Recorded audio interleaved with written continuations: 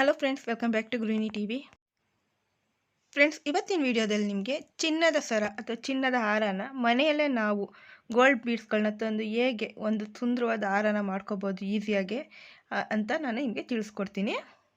ನನಗೆ ಈ ಸರ ರೆಡಿ ಮಾಡೋಕ್ಕೆ 5,000 ರೂಪಾಯಿಗಳು ಖರ್ಚಾಗಿದೆ ಅಷ್ಟೇ. ನಾವೇ ನಮ್ಮ ಕೈಯಾರ ರೆಡಿ ಮಾಡಿರೋವಂಥ ಹಾರಗಳು ಅಥವಾ ಸರಗಳನ್ನ ಹಾಕ್ಕೊಂಡಾಗ ಏನೋ ಒಂದು ರೀತಿ ಖುಷಿ ಮತ್ತು ತೃಪ್ತಿ ಅನ್ನೋದು ನಮಗೆ ಸಿಗುತ್ತೆ.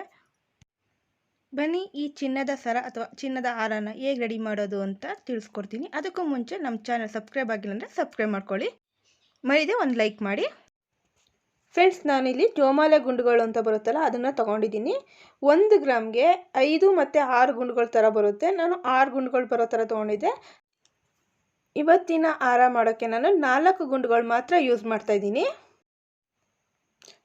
ಈ ರಿಂಗ್ಗಳು ಸಹ ಗೋಲ್ಡಲ್ಲಿ ಮಾಡಿಸ್ಕೋಬೋದು. ನಾನು ಗೋಲ್ಡಲ್ಲಿ ಮಾಡಿಸಿಲ್ಲ, ತಾಲಿ ಎಲ್ಲ ಪೋಣಿಸೋಕ್ಕೆ ಅಂತ ತಂತಿ ಕೊಡ್ತಾರಲ್ಲ ಅದರಲ್ಲಿ ನಾನು ರೆಡಿ ಮಾಡಿಸ್ಕೊಂಡಿದ್ದೀನಿ.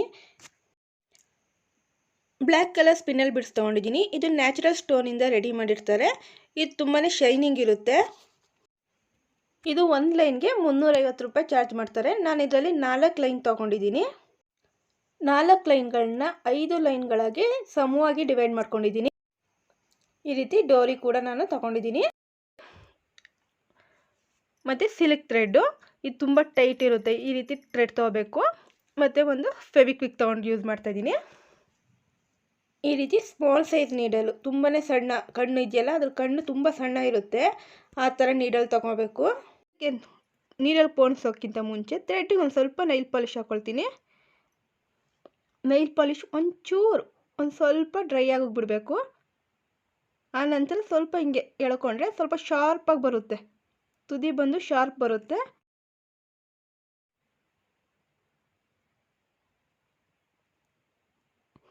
ನೋಡಿ, ನೀಡಲ್ಗೆ ಥ್ರೆಡ್ ಆರಾಮಾಗಿ ಬರುತ್ತೆ. ಈಗ ನಮಗೆ ಎಷ್ಟು ಲೆಂತ್ ಬೇಕು ಅಂತ ನೋಡಿ ಅಷ್ಟು ಲೆಂತಿಗೆ ಥ್ರೆಡ್ನ ಕಟ್ ಮಾಡ್ಕೋಬೇಕು. ನಾನು 2.25 ಮೀಟ್ರಷ್ಟು ಅಂದರೆ 2 ಸೈಡು ಜೋಡಿಲಿ ನೋಡಿ, ಈ ರೀತಿ 2 ಸೈಡು ಇಂದ 2.25 ಮೀಟ್ರು, ಒಂದೊಂದು ಸೈಡು 2.25 ಮೀಟ್ರ್ ಇರೋ ಥರ ನಾನು ದಾರ ತೊಗೊಂಡಿದ್ದೀನಿ. ಅದಕ್ಕೆ ಲಾಸ್ಟ್ ಎಂಡಲ್ಲಿ ನಾಟ್ ಹಾಕ್ಕೊಳ್ತಾ ಇದ್ದೀನಿ. ನಂತರ ಈ ರಿಂಗ್ ಇರುತ್ತಲ್ಲ, ಈ ರಿಂಗಿಗೆ ಈ ನಾಟ್ನ ಸೇರಿಸ್ಕೋಬೇಕು. ನೋಡಿ, ಈ ರಿಂಗ್ ಒಳಗಡೆಯಿಂದ ಬಂದು ನೀಡಲ್ನ ಈ ನಾಟ್ ಒಳಗಡೆಯಿಂದ ನೀಡಲ್ನ ಹೊರಗೆ ತರಬೇಕು.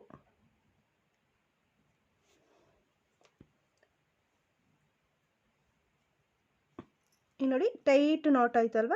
ಇಲ್ಲಿ ಗ್ಯಾಪ್ ಇರೋ ಜಾಗದಲ್ಲಿ ಆಪೋಸಿಟ್ಟು ಈ ರಿಂಗ್ ಜಾಯಿಂಟ್ ಆಗಿರ್ತೀರಲ್ಲ ಅದ್ರ ಆಪೋಸಿಟ್ ಜಾಗದಲ್ಲಿ ನಾನು ಲಾಕ್ ಮಾಡ್ಕೊಂಡಿದ್ದೀನಿ.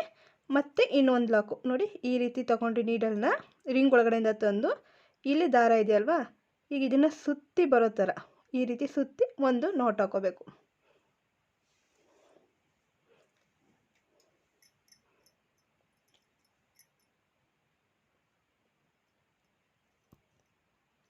ಈ ರೀತಿ ಒಂದು 2 ಸಲ ನಾಟ್ ಹಾಕ್ಕೊಂಡ್ರೆ ಸಾಕು. ನಂತರ ನೋಡಿ, ಈ ರೀತಿ ಹೂ ಕಟ್ತೀವಲ್ಲ ಆ ರೀತಿ ಒಂದು ಸಲ ನಾನು 2 ಸಲ ನಾಟ್ ಹಾಕ್ಕೊಳ್ತೀನಿ. ಯಾಕಂದರೆ ಟೈಟಾಗಿ ಕುತ್ಕೊಳ್ಳೋಕ್ಕೋಸ್ಕರ, ಅದು ಟೈಟಾಗಿರಬೇಕು ಅನ್ನೋಕ್ಕೋಸ್ಕರ ನಾನು ಅದನ್ನ 2 ಸಲ ನೋಡಿಕೊಂಡು ನಾಟ್ ಹಾಕ್ಕೋಬೇಕು. ಅದು ಎಡ್ಜಿಗೆ ನಾಟ್ ಬಂದು ಆ ಎಡ್ಜ್ ನಾಟ್ ಇದೆಯಲ್ಲ ಅಲ್ಲಿಗೆ ಬಿಡೋ ಥರ ನಾವು ನಾಟ್ ಮಾಡ್ಕೋಬೇಕು. 5 ಲೈನಾಗಿ ಡಿವೈಡ್ ಮಾಡ್ಕೊಂಡಿರೋದನ್ನ ನಾನು ಒಂದು ಲೈನ್ ತಗೊಂಡು ಈ ರೀತಿ 6 ಭಾಗಗಳನ್ನಾಗಿ ಮಾಡ್ಕೊಂಡಿದ್ದೀನಿ. ಈ ಬೀಡ್ಸ್ನ ನಾನು ಪೋಣಿಸ್ಕೊಳ್ತೀನಿ. ನೋಡಿ, ಈಗ ಒಂದು ಭಾಗನ ಕೈಗೆ ಹಾಕ್ಕೊಂಡಿದ್ದೀನಿ. ನೋಡಿ, ಇದು ಸಣ್ಣ, ತುಂಬ ಸಣ್ಣ ಇರೋದ್ರಿಂದ ನಾವು ಹಾಗೆ ಒಂದೊಂದು ಪೋಣಿಸೋಕ್ಕಾಗೋದಿಲ್ಲ. ಈ ರೀತಿ ಕೈ ಮೇಲೆ ಹಾಕ್ಕೊಂಡು ನೀಡಲ್ಗೆ ಪೋಣಿಸ್ಕೋಬೇಕು.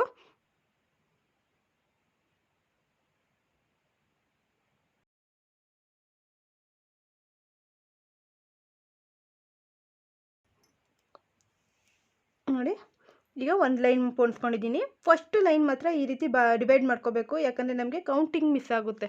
ನಾವು ತೊಗೊಂಡಿರೋ ಬಿಡ್ಸ್ಗೆ ಎಷ್ಟು ಬರಬೇಕು ಅಂತ ಗೊತ್ತಾಗೋದಿಲ್ಲ ಒಂದೊಂದು ಸಲ. ಅದಕ್ಕೋಸ್ಕರ ನಾನು ಕೌಂಟಿಂಗ್ ಹಾಕಿ ಫಸ್ಟೇ ನಾನು ಈ ರೀತಿ ಡಿವೈಡ್ ಮಾಡ್ಕೊಂಡು ಹೋಗಿದ್ದೀನಿ. ಈಗ ನಂತರ ನೋಡಿ, ಈಗ ಗೋಲ್ಡ್ ಬೀಡ್ಸ್ ಒಂದನ್ನ ಪೋಣಿಸ್ಕೊಳ್ತೀನಿ. ಒಂದು ಭಾಗ ಮಣಿ ಪೋಣಿಸ್ಕೊಂಡ ಮೇಲೆ ಒಂದು ಗೋಲ್ಡ್ ಬೀಡ್ಸ್ ಪೋಣಿಸ್ಕೊಳ್ತಾ ಇದ್ದೀನಿ. ನಂತರ ಮತ್ತೆ ಇನ್ನೊಂದು ಬೀಡ್ಸ್ಗಳನ್ನ, ಇನ್ನೊಂದು ಭಾಗದ ಬೀಡ್ಸ್ನ ನಾನು ತೊಗೊಂಡು ಪೋಣಿಸ್ಕೊಳ್ತಾ ಇದ್ದೀನಿ. ಎಲ್ಲ ಸಮವಾಗಿ ಅಂದರೆ ಈಕ್ವಲಾಗಿ ಬರಬೇಕು ಅನ್ನೋಕ್ಕೋಸ್ಕರ ನಾನು ಮೊದಲೇ ಕೌಂಟ್ ಮಾಡಿ ಇಟ್ಕೊಂಡಿದ್ದೀನಿ. ನೋಡಿ, ಸೆಕೆಂಡ್ ಲೈನು ನಾನು ಸೆಕೆಂಡ್ ಪಾರ್ಟ್ನ ನಾನು ಪೋಣಿಸ್ಕೊಂಡಿದ್ದೀನಿ. ಮತ್ತೊಂದು ಗೋಲ್ಡ್ ಬೀಡ್ಸ್ ಸೇರಿಸ್ಕೊಳ್ತೀನಿ. ಇಲ್ಲಿಗೆ ನಾನು 2 ಭಾಗಗಳು ಅಂದರೆ 2 ಸೆಟ್ ಪೂರ್ತಿ ಪೋಣಿಸ್ಕೊಳ್ತೀನಿ. 2 ಪೀಸ್ನು ಒಂದು ಮಾಡ್ಕೊಳ್ತೀನಿ.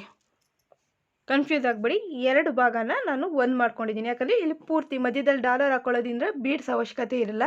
ಆದರೆ ಮಧ್ಯದಲ್ಲಿ ಡಾಲರ್ ಬರುತ್ತೆ. ಡಾಲರ್ ಹೇಗೆ ಹಾಕೋದು ಅಂತ ನಿಮಗೆ ತಿಳಿಸ್ಕೊಡ್ತೀನಿ ನೆಕ್ಸ್ಟು. ಈಗ ನಾನು ಇದನ್ನ ಪೋಣಿಸ್ಕೊಳ್ತೀನಿ. ಇದಕ್ಕೆ ನಾನು ಪೋಣಿಸ್ಕೊಳ್ತೀನಿ. ನೋಡಿ, ನಾನು ಈ ಲೈನ್ನ ಕಂಪ್ಲೀಟ್ ಮಾಡ್ಕೊಂಡಿದ್ದೀನಿ, ಈ ಪಾರ್ಟ್ನ. ಅಂದರೆ ಇಲ್ಲಿಗೆ ಬೇಕಾದ್ರೆ ನೀವು ಇಷ್ಟೇ 5 ಭಾಗ ಮಾಡ್ಕೊಂಡಿದ್ವಲ್ಲ, ಇಲ್ಲಿ 2 ಭಾಗ ನಾನು ಒಂದೇ ಸಲ ಪೋಣಿಸಿದ್ದೀನಿ. ಅದ್ರ ಬದಲು ನಿಮಗೆ ಡಾಲರ್ ಇಲ್ಲ ಅಂದರೆ ಇನ್ನೊಂದು ಬೀಡ್ಸ್ನ ನೀವು ಇಲ್ಲಿ ಗೋಲ್ಡ್ ಬೀಡ್ಸ್ನ ಮಧ್ಯದಲ್ಲಿ ಸೇರಿಸ್ಕೋಬೋದು. ಮತ್ತೆ ಇನ್ನೊಂದು ಬೀಡ್ಸ್ ಸೇರಿಸ್ಕೊಳ್ತೀನಿ. ಇನ್ನೊಂದು ಬೀಡ್ಸ್ ಸೇರಿಸ್ಕೊಂಡು ನೆಕ್ಸ್ಟು ಇನ್ನೊಂದು ಭಾಗ ಇದೆಯಲ್ಲ, ಆ ಮಣಿಗಳು ತೊಗೊಳ್ತಾ ಇದ್ದೀನಿ, ಅದನ್ನು ಇಲ್ಲಿ ಪೋಣಿಸ್ಕೊಳ್ತೀನಿ. ಆ ನಂತರ ಮತ್ತೊಂದು ಬೀಡ್ಸ್ ಸೇರಿಸ್ಕೊಂಡು ಮತ್ತೊಂದು ಭಾಗನ ನಾನು ಪೋಣಿಸ್ಕೊಳ್ತೀನಿ. ಈ ಲೈನ್ ನಾನು ಕಂಪ್ಲೀಟ್ ಮಾಡ್ಕೊಳ್ತೀನಿ. ಫ್ರೆಂಡ್ಸ್ ನೋಡಿ, ನಾನು ಒಂದು ಲೈನ್ ಪೂರ್ತಿ ಕಂಪ್ಲೀಟ್ ಮಾಡ್ಕೊಂಡಿದ್ದೀನಿ. ಇಲ್ಲಿ ಸೆಂಟ್ರಲ್ಲಿ ನಾನು 2 ಲೈನ್, ಇಲ್ಲಿ ಬೇಕಾದ್ರೆ ನೀವು ಒಂದು ಬೀಡ್ ಸೇರಿಸ್ಕೋಬೋದು. ಅಂದರೆ ಇಲ್ಲಿ ನಾನು 6 ಭಾಗ ಮಾಡಿದ್ನಲ್ಲ, 2 ಭಾಗನ ನಾನು ಸೆಂಟ್ರಲ್ಲಿ ಹಾಕಿದ್ದೀನಿ. ಬೀಡ್ ಸೇರಿಸಿಲ್ಲ, ಹಾಗೆ ಹಾಕಿದ್ದೀನಿ. ಯಾಕಂದರೆ ಇಲ್ಲಿ ಡಾಲರ್ ಯೂಸ್ ಮಾಡೋದ್ರಿಂದ ನಾನು ಬೀಡ್ ಸೇರಿಸಿಲ್ಲ. ರೆಡಿಮೇಡ್ ಡಾಲರ್ನ ನಾನು ಯೂಸ್ ಮಾಡ್ತೀನಿ. ನೋಡಿ, ಎಂಡಲ್ಲೂ ಕೂಡ 2 ಬೀಡ್ಸ್ ಬರುತ್ತೆ ನಾನು ಹಾಕ್ಕೊಂಡಿದ್ದೀನಿ. ಒಂದು ಲೈನ್ ಕಂಪ್ಲೀಟ್ ಆಮೇಲೆ ಮತ್ತೊಂದು ರಿಂಗ್ ತೊಗೊಳ್ತೀನಿ. ಆ ರಿಂಗ್ಗೆ ಇದು ಎಂಡನ್ನು, ಈ ಥ್ರೆಡ್ನ ಲಾಕ್ ಮಾಡ್ಕೊಳ್ತೀನಿ.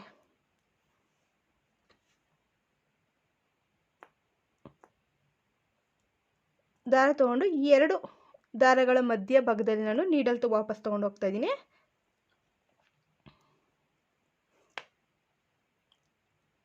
ಈಗ ನೋಡಿ, ಈ ಥರ ನಾಟ್ ಆಗುತ್ತಲ್ವ. ಈಗ ಮತ್ತೆ ಒಂದು ಸಲ ಈ ರೀತಿ ನಾಟ್ ಮಾಡ್ಕೊಂಡಾಮೇಲೆ ಮತ್ತೆ ನೀಡಲ್ನ ಅದರೊಳಗಡೆಯಿಂದ ತಂದು ಆ ಥ್ರೆಡ್ಡನ್ನು ಸುತ್ತಿ ಮತ್ತೆ ನೀಡಲ್ ಹೊರಗೆ ತರಬೇಕು. 2 ಸಲ ನಾಟ್ ಆಮೇಲೆ ಫಸ್ಟ್ ಸ್ಟಾರ್ಟಿಂಗಲ್ಲಿ ಮಾಡಿದ್ನಲ್ಲ, ಅದೇ ರೀತಿ ಇದಕ್ಕೂ ಸಹ ನಾನು ಹೂ ಕಟ್ಟೋ ಥರ ನೋಡಿ ಈ ರೀತಿ ಆಯಿತು. ಇಲ್ಲಾಂದರೆ ನೀಡಲ್ ಸುತ್ತಾದರೂ ಆಯಿತು, ಲಾಕ್ ಮಾಡ್ಕೋಬೇಕು.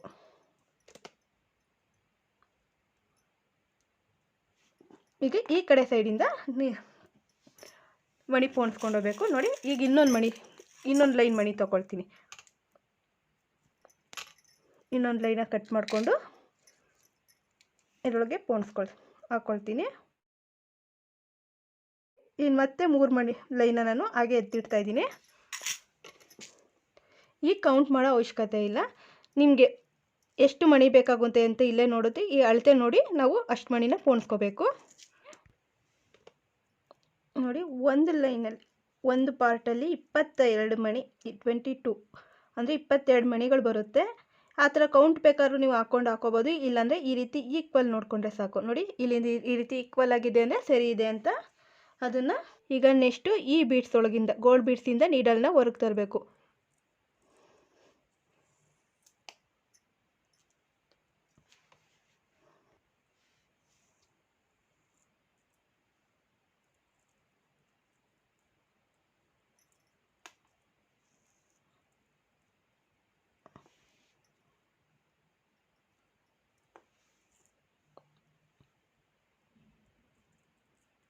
ಅಂದರೆ ಒಂದು ಪಾರ್ಟಲ್ಲಿ 22 ಮಣಿ ಬರುತ್ತೆ.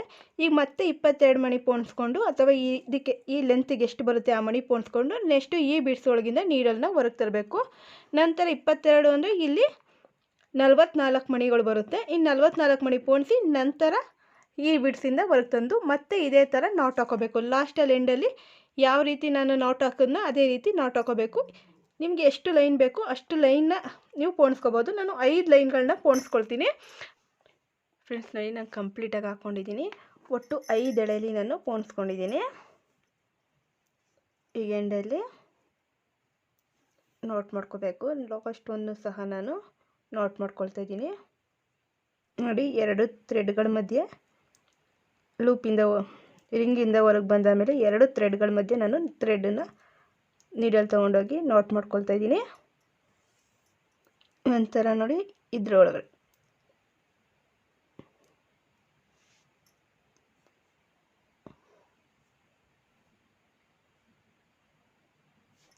ಸಿಂಗಲ್ ನಾಟ್ ಮಾಡ್ಕೊಂಡಾಮೇಲೆ ಎಲ್ಲ ಥ್ರೆಡ್ಗಳನ್ನ ಸೇರಿಸಿ ನಾಟ್ ಮಾಡ್ಕೋಬೇಕು. ಎಲ್ಲ ಥ್ರೆಡ್ಗಳನ್ನು ಸೇರಿಸಿ ನಾಟ್ ಹಾಕ್ಕೊಳ್ತಾ ಇದ್ದೀನಿ. ಈ ರೀತಿ ಉಕ್ಕಡ್ತೀವಲ್ಲ ಆ ರೀತಿ ಎಲ್ಲ ಥ್ರೆಡ್ಗಳನ್ನು ಸೇರಿಸಿ ನಾಟ್ ಹಾಕೋಬೇಕು. ಒಂದು ಟೈಟ್ ನಾಟ್ ಹಾಕೋಬೇಕು, ಒಂದೆರಡು ಸಲ.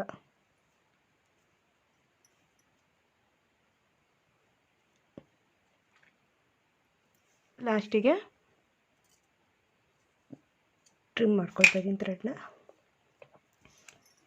ನೋಡಿ, ಈ ರೀತಿ ಬರೀ 1 ಗ್ರಾಮಲ್ಲಿ ನಾವು ಹಾರ ರೆಡಿ ಮಾಡ್ಕೋಬೋದು. ಈಗ ನಾನು ಫೆವಿಕ್ವಿಕ್ ತೊಗೊಂಡಿದ್ದೀನಿ. ಇದನ್ನು ಈ ಥ್ರೆಡ್ಗಳು ಲಾಕ್ ಮಾಡಿದ್ವಲ್ಲ ಇಲ್ಲಿ ಬಿಗ್ಗಿಯಾಗಿ ಕೂತ್ಕೊಳ್ಳೋಕ್ಕೋಸ್ಕರ ಕಟ್ಟಾಗನೆ ಫೆವಿಕ್ವಿಕ್ಕಿಂದ ಸ್ಟಿಕ್ ಮಾಡ್ಕೊಳ್ತಾ ಇದ್ದೀನಿ.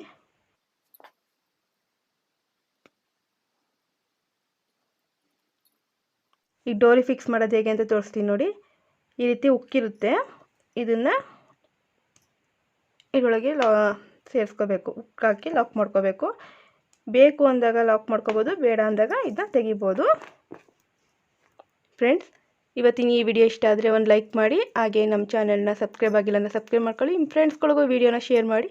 ಮತ್ತೊಂದು ವಿಡಿಯೋದಲ್ಲಿ ಮತ್ತೆ ಸಿಗ್ತೀನಿ. ಅಲ್ಲಿವರೆಗೂ ಥ್ಯಾಂಕ್ ಯು ಆ್ಯಂಡ್ ಬಾಯ್.